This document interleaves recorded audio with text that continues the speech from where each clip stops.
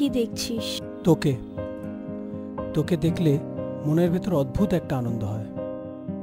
আস্তে আস্তে সবাই চলে গেল, ঘরে শুধু এখন আমি আর তুই। আগে তো কখনো কিছু বলিসনি। সবার সামনে সব কথা কি বলা যায়? বলা যায় না। আচ্ছা, এই সাদা কালো জীবন নিয়ে এই ঘরে আর কতদিন থাকবো বলতো? আমার খুব রঙিন হতে ইচ্ছে করে, আমি মুক্ত হতে চাই। না, ও কথা বলিস না। বাইরে বেরোলেই আমাদের পুড়ে যেতে হবে। আমাদের মুক্তি এই ঘরেই, বাইরে মৃত্যু।